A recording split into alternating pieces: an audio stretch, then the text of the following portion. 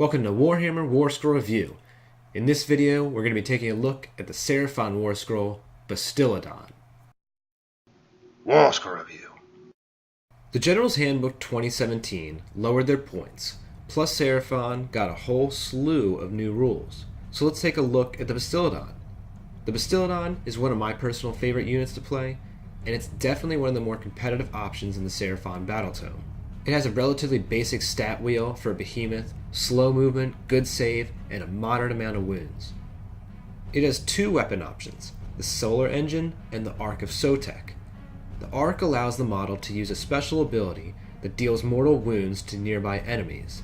It can actually deal out up to 12 wounds, if you have 6 units within 8 inches of the Bastiladon.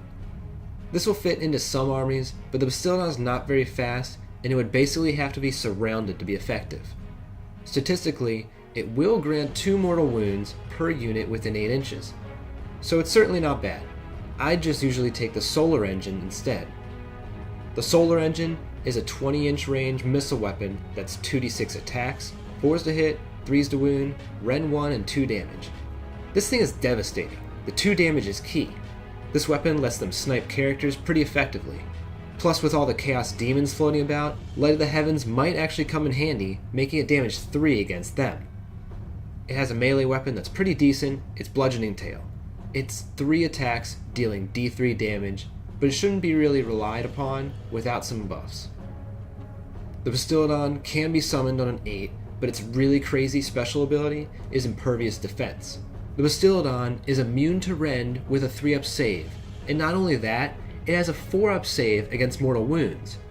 With a couple of boosts, this makes the Bastiladon extremely survivable. Basically, the Bastiladon is a brick wall that can be used to block paths and soak up heavy-hitting enemy units.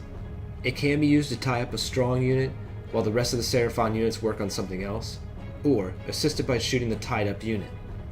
With Masters of Time and Space, the Bastiladon can be buffed and then sent on its way to the enemy's front lines. Alternatively, it could keep pace with the rest of the Seraphon army, or even sit way back and still be effective. The Bastiladon is extremely versatile and forgiving. There were a lot of effective combos already, and the new General's Handbook added even more synergies with the Bastiladon. The most obvious and most needed buff is Mystic Shield. The Bastiladon's natural 3-up save and immunity to rend just begs for this spell to be cast upon it. But don't stop there. Skink Priest's Celestial Rites ability, allowing it to reroll saves, is also extremely hellish on these dinosaurs.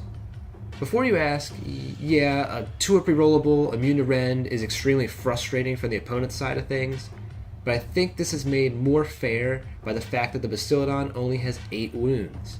So missing just 1 or 2 of those rolls against something that does multiple wounds could quickly mean the end for this model. Celestial Rites just became easier to acquire with the new Skink command trait, Master of Star Rituals. So, we're already talking around at least 440 points for this combo, but I'd argue it's worth it every time you take a Bastiladon. If you want to go even deeper, there's plenty more you can add. The Skink Starseer is a perfect complement to the Bastiladon. The Skink offers Mystic Shield, and if it's your general, Celestial Rites. Coupled with this is the Starseer's special ability, Cosmic Herald, which could give the Bastiladon some much needed rerolls. But that's not all. The Skink spell Curse of Fates has a lot of synergies with the Bastiladon. It can be cast on it to allow it to increase or decrease the value on a single die once per phase. The Bastiladon is one of the few units that is active just about every turn, so it is a perfect recipient of this spell. With the Searing Beam, it can be used to increase a poor roll for the attacks, or allow 1 more wound to go through. On the Arc of Sotek, it can be used to push 1 more mortal wound on the preferred target. But where this ability really impacts the Bastiladon is if it has a 2-up rerollable save. Say you roll some saves and get a 1. You reroll it, and it's another 1. Well, you still have the option to bump that up to a 2, making it that much harder to kill the Bastiladon. Curse of Fates is another ability that became more ubiquitous with the new handbook because now Slans that can take command traits have access to it. This is true for the Skink Star Priest spell, Summon Starlight as well. This spell is awesome and can be extremely effective. Summon Starlight would make enemies -1 to hit against the Bastiladon. The Seraphon artifact, Coronal Shield, pairs with that nicely, giving an additional -1 to hit if it can get a character in the same combat as the Bastiladon. But this has obviously become a lot of points to invest into one monster, right?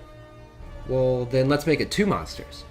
With 2 Bastiladons, you can spread out all these buffs until the opponent looks at both of them with the same frustration. I tend to make one a 2-up rerollable, and the other a 3-up rerollable with Summon Starlight and Curse of Fates. For less than 1,000 points, you could have 2 Bastiladons, a Slan Starmaster, and 2 Skink Priests, granting all the abilities touched on, and then some.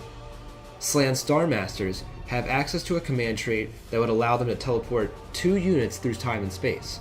Who better to teleport but 2 buffed up Bastiladons, right in your opponent's weakest point? Give them a perfect vantage point for Searing Beam so the enemy can't ignore them. This ability could be used as a sort of fail-safe to teleport your Bastiladon to safety if your gun line is converged upon. One thing to keep in mind is the following turn. Don't leave the Bastiladon vulnerable after teleporting them aggressively, unless you're okay with them dying. Since a Bastiladon has the Skink keyword, a Stegodon with the Skink Alpha has the ability to move the Bastiladon an extra d6 inches in the hero phase, and let it reroll hit rolls of 1. And though it's a compendium model, I haven't forgotten it. The Skink Chief is still a great miniature and deserves a mention. The Skink Chief's command ability can give the Bastiladon +1 to hit, which is brutal with a solar engine.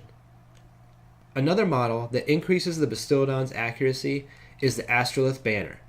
With this model, the Seraphon player will be encouraged to sit back and shoot. If you are thinking about sitting back and shooting with a Bastiladon or 2, consider taking the Thunderquake Starhost. This battalion includes a few ways to customize it, but it'll make you end up paying for 4 units, 3 of which are big monsters. But what it grants is awesome. You choose one of 2 abilities each combat phase. The better probably being rerolls to wound and save on all battalion units within 8 inches of the leader unit. In addition, models from this battalion heal D3 wounds if they are within 10 inches of a Slan. This, or the next battalion I will talk about, may be the best way to run a solid ranged Seraphon army. The other battalion is the Heaven's Watch Starhost, including many units listed already, like the Skink Starseer and the Priest, plus basically any Skink unit. This battalion could easily be your whole army if you want it to be, because it can even include your battle line. It grants similar benefits compared to the Thunderquake Starhost, but, in my opinion, offers more versatility. Choose a unit the Starseer can see, and all the models in the battalion reroll 1s to hit and wound. In addition, any monster in the battalion heals a wound back in each Seraphon hero phase. This is the one I tend to use, just because I didn't run the Slan Starmaster before, but with the General's Handbook release, that might change. With the addition of Stormcast allies, the only unit I see as having any direct effect on the Bastiladon is the Gryph-hound. This model would give the Bastiladon a chance to shoot at units setting up nearby from reserves. Plus, it offers some cool chances at a conversion. With the solar engine, the Bastiladon should be trying to get off as many shots as possible, prioritizing characters, monsters that can drop a damage tier, and heavy units.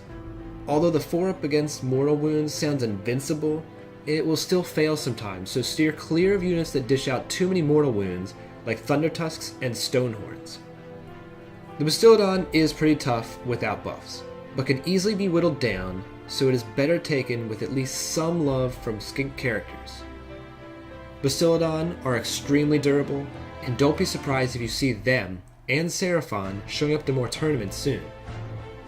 If you do encounter the Bastiladon with all the durability enhancements, there's a few options.